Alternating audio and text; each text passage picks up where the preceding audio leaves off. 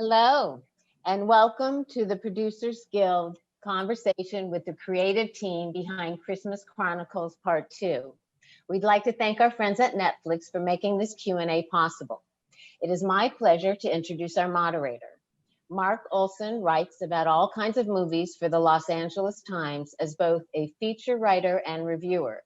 He also co-hosts the award season podcast, The Envelope, and writes the weekly Indie Focus newsletter on current releases. Welcome, panelists. Welcome, Mark.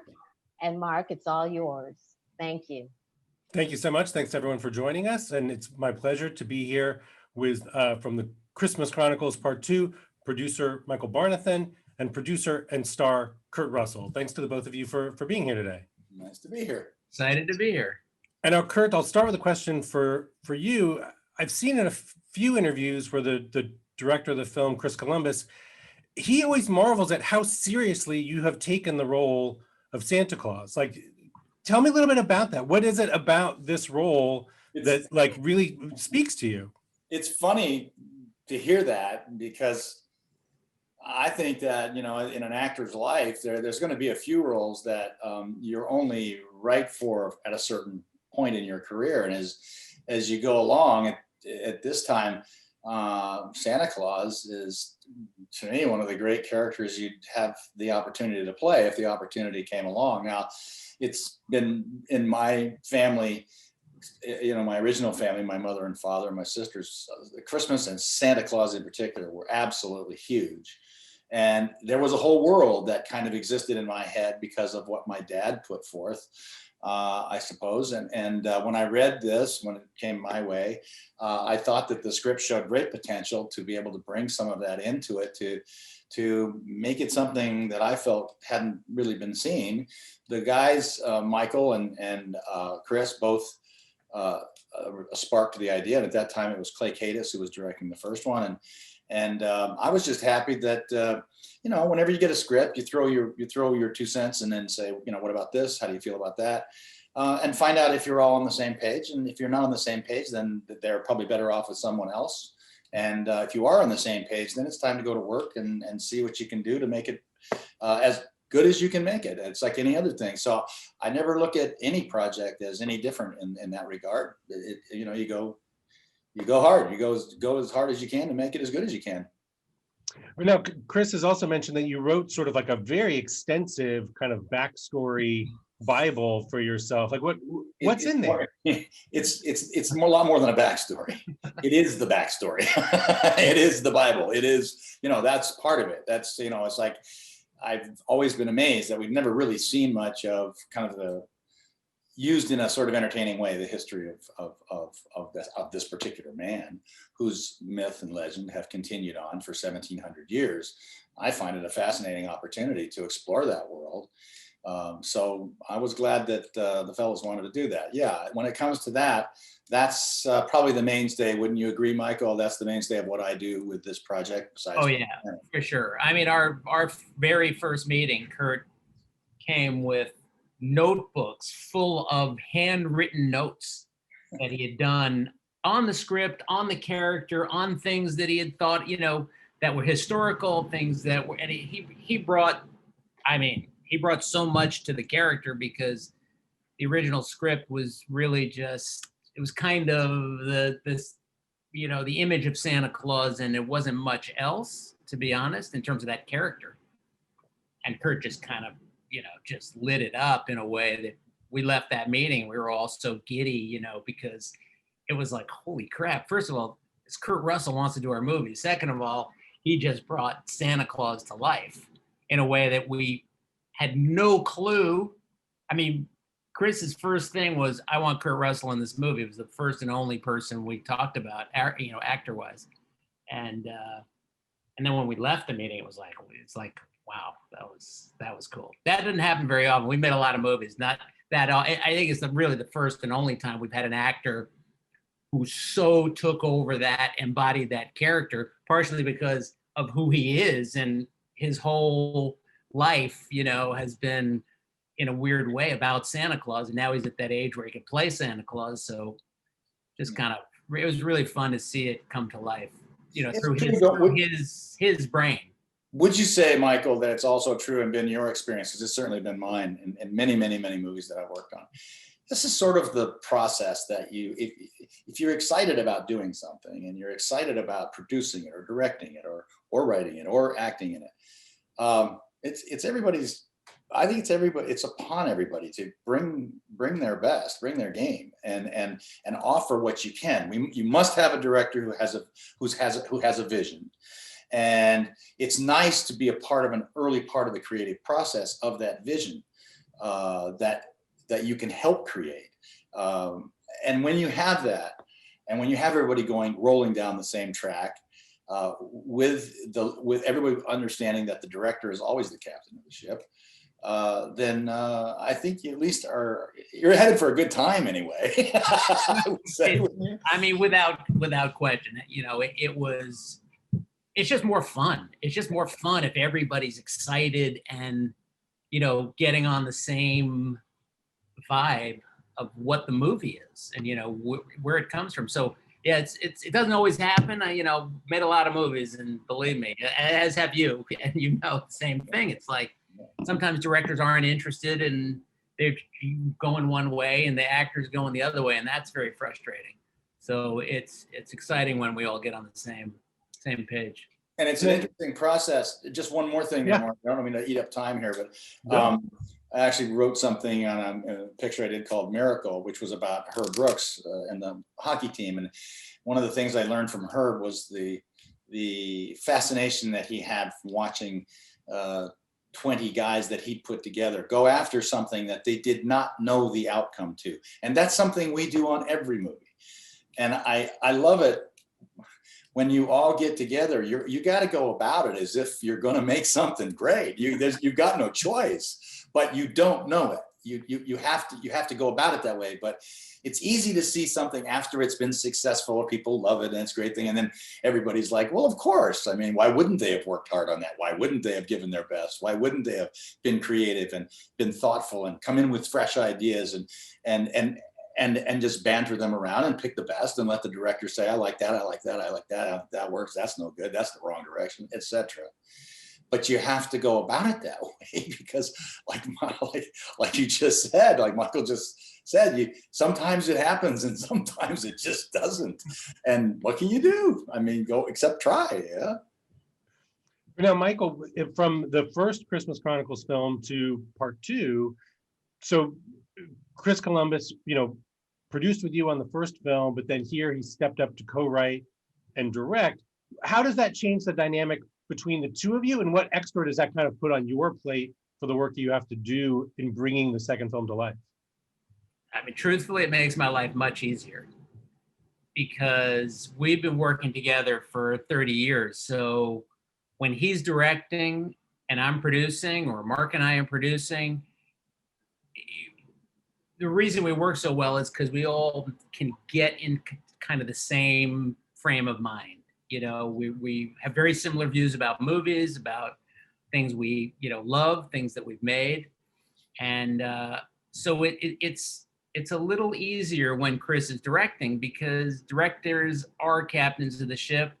When we produce movies where Chris isn't directing, it's hard for him as a producer because he has since he is a writer and a director, he has such a quick sense of where things should be going, where they could be going, to nudge it this way. So it's a more complex dynamic when he's not directing, actually. When he is directing, it's great. It's more, it's fun, and it's who he and I are in terms of filmmakers, because we went to college together. So we were doing this in college, and this is what we always dreamed to do. So to get to do it on a movie that's so much fun, that was really terrific the first time around. And then, we've got this whole history of Santa now that, we're bringing to it by going to the North Pole, by introducing Mrs. Claus, it was just great. And, and Kurt's been just a great partner in all of it, from the beginning, because, like I said, he brought so much to the script creatively, the character, the whole story. So it really came together in I don't know. The first one was fun. This one came together creatively and everything else in it's a much bigger movie, but it was more satisfying. You know, it's like we were on a track now. We knew where we were headed, and we just had to figure out how to get there. Interesting process that when you say, Michael, I think that Kurt Russell's a good fit with 1492. And that can, by the way, you can have an extremely talented people who aren't necessarily that. Same thing from my end as an actor, Mark, you know, really talented outfit maybe, but you're not clicking. It's like, oh God, I'm not in it. I'm not in goes with this guy, or I just don't understand what she's talking about. I should, but I don't see it that way. And that didn't happen with us. That just didn't happen with us, Michael. I mean, that's very fair to say. No, completely fair. And we've had, you know, hours and hours and hours in rooms talking about, you know, story and character, you know, before the movie, during the movie. You know, we had problems where we like, how are we going to solve this problem? I'll give you an example, Mark, of one of the things where you learn about people. And that's a great feeling. The process of making a movie is a blast. But every once in a while you have this feeling that the room is alive. Everybody's on your side. Everybody's connected. Everybody cares about it. I didn't know Michael real well, but we're doing a scene in the first one. I'd come up with this idea that, you know, Santa could, you know, he'd be speaking all the languages of the world. So we ended up with this scene where he's going to go in the background, actually, which became foreground activity as we shot it, where he's speaking different languages to different people. There's an Indian couple, and he says something to the Indian guy, and the Indian guy, wise says to him, you know, by the way, asshole, I speak English. And Santa kind of looks at him and goes on. And Michael said something. I heard, and then I heard a couple people chuckle. I said, what was that? And then I heard Michael said, came up, I think it was Chris came up, or maybe it was Michael, and said, really, it'd be nice to hear Santa there, I think, say, oh, I'll be like, cool. Right? And it was, but it's just a simple thing, but it was the best thing in the scene. And it came from someone who I'd spent not a lot of time with, but who was right on target. So he knew what I was trying to do. It was like, that was like a fresh breath of air for me. It was like, oh man, I got people on my side here. I got protection. I've got space. They're gonna lean on me to create, and they're not gonna be afraid to say, hey, try this, hey, try that, hey, do that. And that for me is a great thing. So that for me, Michael, was like my introduction to Michael Barnathan and saying, oh, wow, Chris has got a good guy here. He's got a winner. That's funny. I mean, that's funny because it was a little thing at the time. It just can't, you know, it came to me, but it's part of what Chris and I and Mark, I should say, that Kurt, you know, we kind of joined him into our group because we have a similar sense of humor. It's like, we're not embarrassed to say it. It's like, if you don't like the idea, you throw it out, you know, who cares? You know, it's not, I mean, Kurt's, he's got not a lot of ego, you know, he's really about the work, which we all are. So for us, it's always like, Chris, you know, what do you think about this? Or what do you think about that? You know, at appropriate times and appropriate moments. But that producing is figuring out that balance of, okay, when do I say something? When do I not say something? But I think, you know, we all got into a sync of what we were trying to get done, you know. You know, Michael, I can remember on this one, on the second one, I can remember having some sit arounds, the tables, you know, and they were actually kind of partially a little bit of casting sessions, if you remember, and the movie was going to be shot. Yeah. I began to feel naked when Mark wasn't around, when Michael wasn't around. If Chris wasn't there, I felt like, okay, I've got to write notes here and keep things in my own head. But it's funny. That's actually it's a good feeling. Like, wait a minute, we need the whole team here to have this count, to make this. Without that, you feel like you're missing a possibly an important, not only an important voice, but maybe the most important voice, because it comes from different places at different times, always. It's been the best part about producing the way we've produced our movies, sort of really since we started 1492, which has been, I don't know, 25 or 30 years. Chris, Mark, and I we sort of have this triangle, and we always try to support each other, but counter each other. Chris always says, he goes, I could have got some yes guys, but I got a bunch of no guys around me.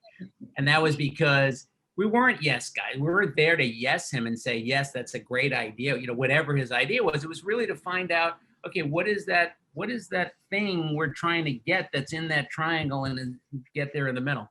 So Kurt could have messed it all up, but he didn't. So little as possible. we're like, okay, let's keep going. Well, Michael, you mentioned the scale of this movie. It is so much bigger than the first film. All the scenes in kind of Santa's village at the North Pole, like that, those sets are just incredible. Tell me about that process. What does it mean when you kind of like the movie just like stepped up in scale like that from the first one to the second one? Well, you know what? We have a philosophy when we're developing something, which is to not think about the cost factor. That to first crack creatively what you're trying to do. And this was always, Kurt always had this in mind to kind of, to see some of that, to get to the North Pole, to see some of the history of Santa, where he came from, sort of incorporate that turkey, section into the movie. So as a producer, if you start thinking too much about the scale while you're writing the script, you mess with the creativity and you mess with the creative people doing it. So Chris, I pretty much told Chris, I said, just get in a room with Kurt and you guys figure out, where do you want the movie to go? Start, beginning, middle, end, whatever, and then we'll work on a draft, and then we'll figure out cost-wise where we're gonna go. These guys locked up in a room for like 3 weeks. I don't know, it was like crazy noises coming out of Chris's office, screaming and laughing, and it was crazy, but literally they locked up in the room for like 3 or 4 weeks, wasn't it? It was like every day. Kurt All I know is that we came up with something that the first go around was going to cost about $250 million. And that was a problem. And Chris said, "You said don't worry about it." I said, "Yeah, don't worry about it till now. Now we have a problem." Well, what the deal was, Michael, too, is remember. One of the conversations we had with Netflix, and they look, and all of this, they were fabulous. At least from my point of view, they were fabulous. Right. Was that, and we all knew we couldn't go home. We couldn't go do the same thing we've done in sort of a different version of it. And that's not putting down ones that have, because there have been very successful ones. There have been some very successful ones. But if you had something like this, what would have been a crime, it seems to me, is to not grow it. And to not only not go home, but let's move it forth in a way that would be correct. Now, you're sitting in the room with the guy who did the first 2 Harry Potters. Well, gee, that's a pretty good start. What if you could get Chris Columbus? Well, who's, in that outfit? Oh, well, that's Michael Barnathan. He okay. Well, gee, I was sitting there with the people you needed to have. So my wishes and hopes and desires and what would you call it? Just creative wonderings. They had a home, a place a great sandbox that someone like me was right for in terms of playing, and they couldn't have been better. We did for 3 weeks. We just did everything. I would write notes. What's some things I'd like to see Santa Claus do? Things I'd like to know about Mrs. Claus. What about the elves? Where did they come from? Where were they?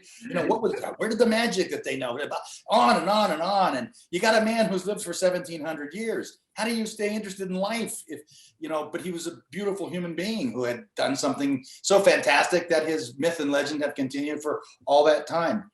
None of that was like easy. Kurt, come on. Come on, stop. Please, we can't. That's just out of the question. That would be the most killing thing, and it was exactly the opposite, of course. But I felt so good about the men who were, in this case, the men that I was working with, that were going to be the ones that would say, okay, that we're going to have to move away from this. It's just going to be too much. But this is good, and we like this. And then we started pairing. And that was the great thing about Kurt, because there was a moment in time where I think Netflix came back to us and said, this is just way too big. There's no chance. And Chris was like, she goes, I have to make the worst call in my life. He goes, Kurt is just going to go insane. He's going to kill. He's going to want to just blow up Netflix and blah, blah, blah, blah, blah. I said, listen, just get it over with. Rip the Band-Aid off. Call up Kurt. See what he says. So he goes and talks to Kurt, and Kurt's just like, yeah, okay, all right, I can see that. Okay, that's gone. What else? What else did they say? And Kurt just like went through it, and Chris got off the phone. He was like, well, Kurt was okay with most of it. I'm like, really? I was like, let's find new ideas. One thing we can do. But you know what? That's also the good thing about Kurt as a producer also, is that he is pragmatic. You know, he understands that we had, because sometimes you worry about, you know, I consider Kurt really a creative producer. You know what I mean? His job's not to worry about the nuts and bolts. We take care of that. So you worry that there's that conflict of, we got to make this work financially. We got to make it work for the studio and the audience. And we got to keep the director happy. We got to keep the star and half the creator of this thing happy. So, but he was really good. I mean, he worked on 1 billion movies, a lot more than, any of us put together. So he really got that moment where the whole thing could fall apart. And when Chris kind of was nervous that it might, at that point. And Kurt was like, great. And just like, okay, let's go through it. Let's figure it out. And then it was kind of Kurt's, other side of his producer head of like, okay, I see what we've got to do now to get this going. And that was a cool moment, that Chris and I both were like, okay, that's good. This guy, we could work with this guy a few more times. I've been lucky in my past for 1492 and guys like Michael and Chris, in that for myself, Larry Franco, Jimmy Van Wyck, Jack Philbrick. These are guys that are, some of them are family members, some I'm related to.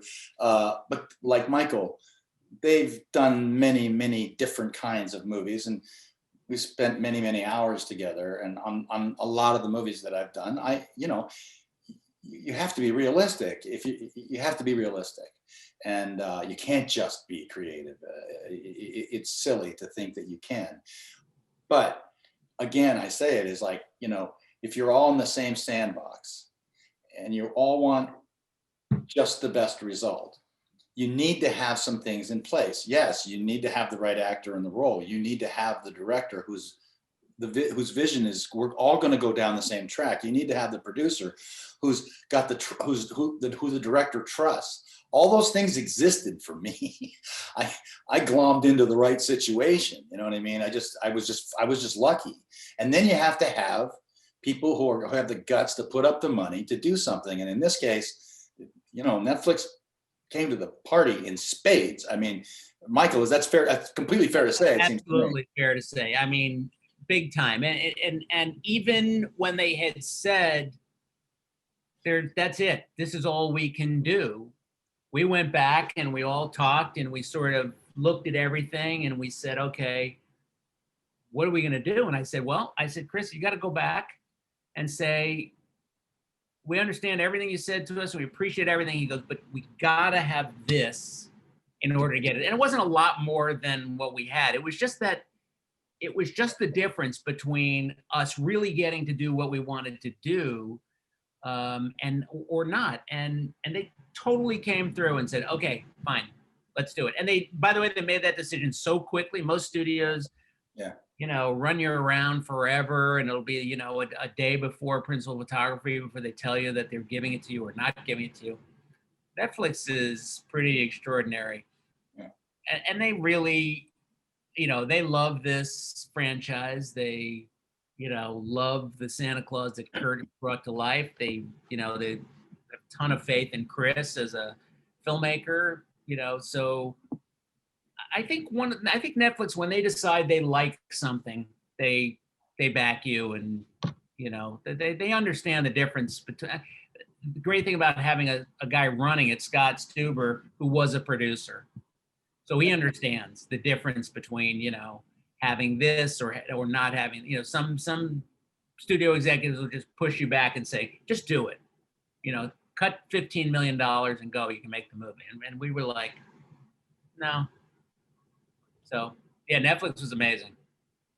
I know, Kurt, a lot of the lead up to the movie coming out, there's been a lot of attention given to the fact that for the first time since 1987, when you made Overboard, this is you and Goldie Hawn together again on screen, except for a little cameo she had in the first film. Well, Tell me about where that idea came from, and what does it mean to you for the two of you to be together in this movie?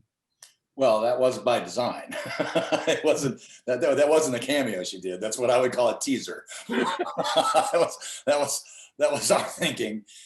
We at some point, you know, I was throwing in some ad libs, but there was a last scene that it was all going to get to. So it was by design. I began to believe in the project. I thought to myself, you know, if we really do, there's a possibility of catching a little lightning in a bottle here, and if there is that chance, then why not pursue it that way? And so we worked our way towards making Mrs. Claus.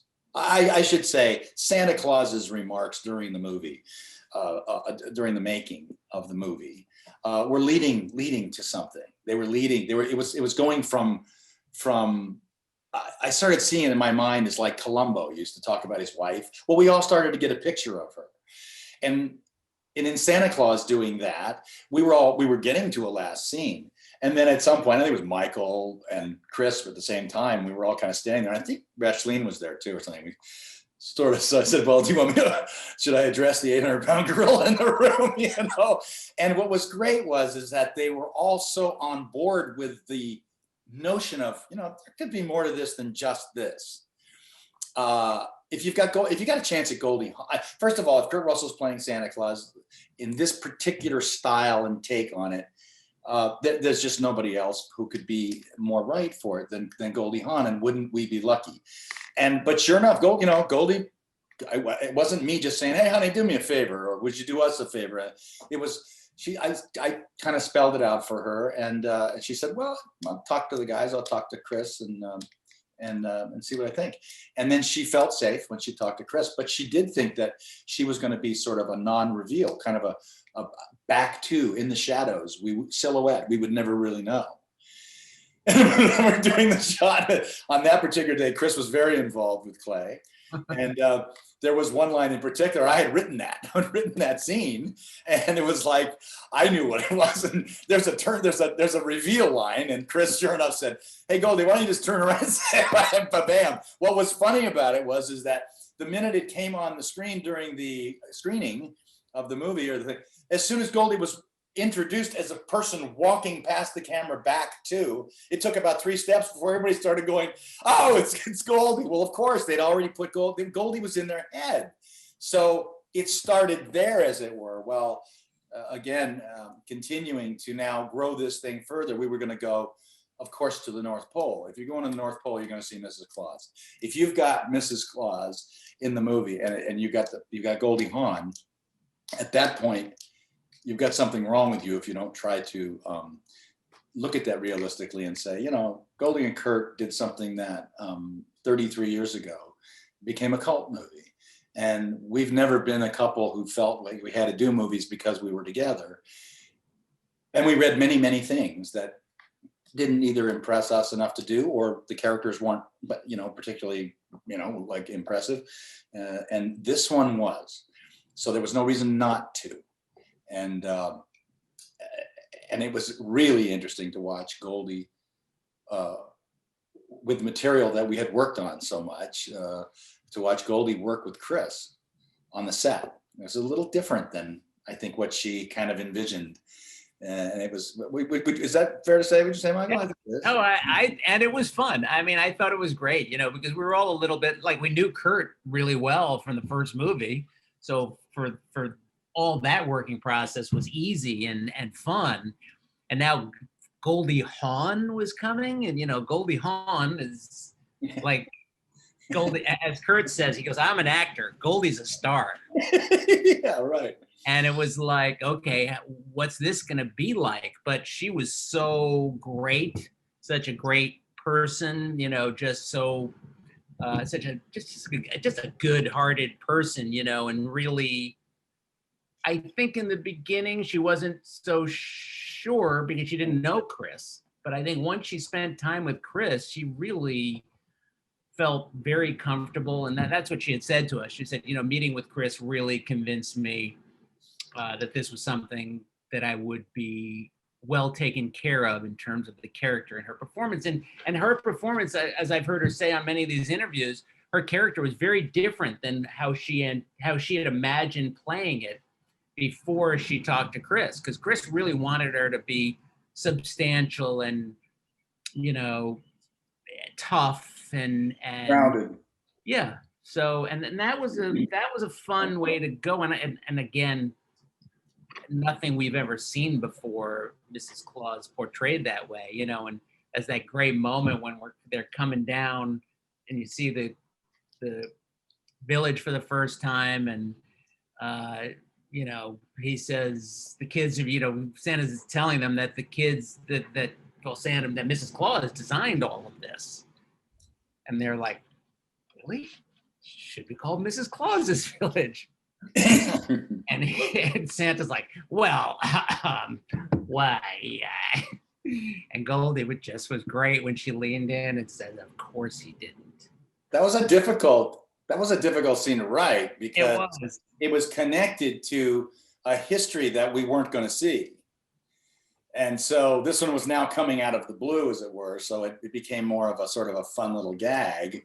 But there's a reason that Mrs. Claus is known as Mrs. Claus. She has a name, but there's a reason we don't know it. And that's part of what goes into the history of what she did when she came to Santa's village. And you know, because there is a history there. If we do a third one, whether we get into that or not, who knows? But it was difficult because, you know, these are not two people that have problems. They've been together for a very, very long time. But it's also important to have them connected in a relatable way to today's world, in a fun way. And you know, Goldie all the way through the movie, I don't think knew exactly. She didn't know until she saw the movie for the first time what it really was, what it looked like, what the relationship, and more importantly, what the balance was. Because the balance, I think, what Chris did and was able to do with balancing what Mrs. Claus does in the movie, that was delicate and not that easy to do. And it was very, very well. A nice result was achieved. And yeah. It was fun. I mean, it was great. And she's incredibly smart, but and astute in a different way than Kurt. So you had these two people, you know, sometimes we'd be sitting at a table with both of them, and it was fantastic. It's like, is someone recording this? I hope I can, because this is great. I love being in movies. But it was just like, you know, and then there was a moment where Kurt and Goldie are like disagreeing or something, and they're going back and forth, and Chris and I are just watching this, and you know, it's years and years and years of their brains sorting things out, and then, you know, in the end it was like, okay, we figured it out. And, you know, it's like, how cool that they have that relationship where they're comfortable enough, you know, going back and forth and discussing this stuff that was really, it was cool. And, you know, it was great. It was fun. It was different because I speak in shorthand. I mean, there's no question about it. I speak in my mind, I speak a lot to myself, and then I speak in shorthand. But Chris and I have a real easy way of talking to each other that way. That's not Goldie's process. Goldie's not a shorthand process person. And I can get in trouble that way. It's like, you know, no, that's not what I meant. I understand what it sounds like, but that's not what I meant. And now, just to sort of wrap this up, I want to be sure to ask the two of you, you know, making a holiday film like this, knowing that it's going to be really for families, both for young children and, you know, parents, teenagers, other audiences. What has that meant to you to make a movie like this that I think really is going to be like a new holiday film revisited by like whole families? You know, if I can, Michael, I'll jump in here just Yeah, for a second.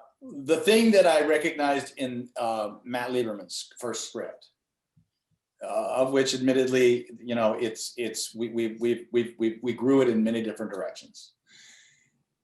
But what was evident, and I think what turned me on the most about it, was it clearly, instantly appealed, and we could take extreme advantage of appealing to really kids from like 3 to 8 and then 9 through the rest.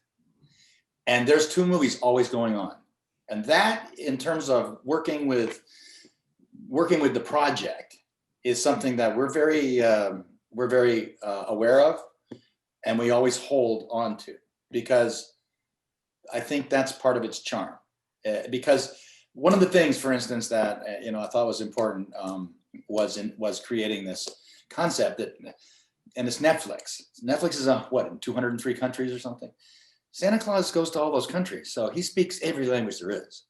So it's important to understand that, well, the elves don't necessarily just speak English. They speak their own language, amongst other things. And so within that, you create a necessity. You got to be careful, because you don't want to have certain things have to be explained by parents to their kids. You want kids to get it visually. But I thought it was great, this opportunity to say, well, you got to have parents there watching it with their kids to really get the full load for both sides. And while the parents are doing that, they're very clearly getting things that are given to them. You're working on 2 layers at all times.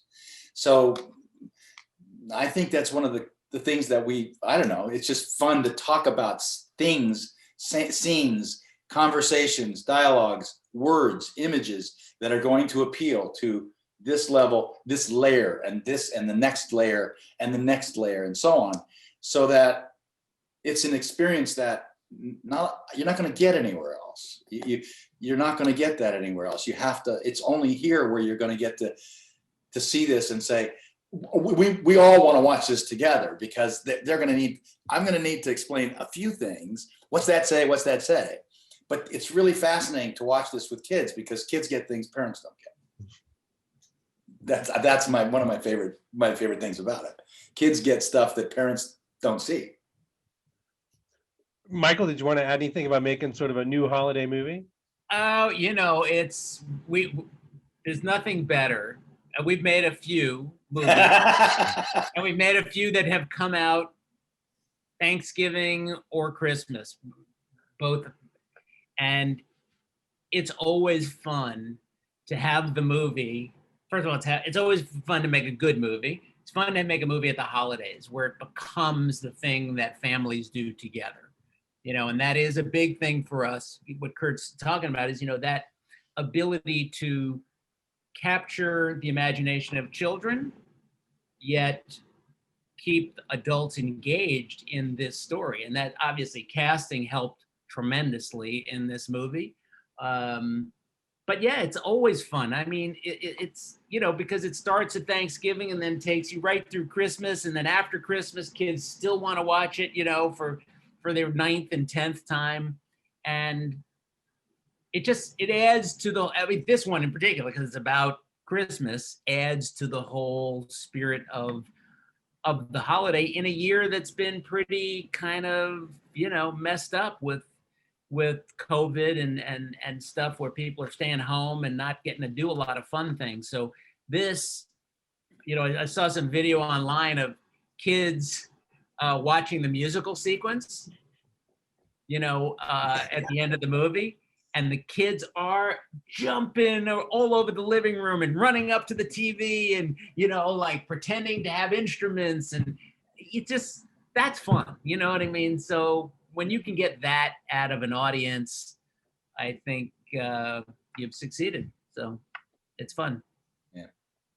Well, Michael, Kurt, thank you both for taking some time to talk about the movie today. Congratulations on the Christmas Chronicles Part 2. And thanks to everyone watching for joining us. Good seeing you, Michael. Thank you, Mark. Thanks, Mark. See you, Kurt. Okay, see ya. Happy holidays. Yes, indeed.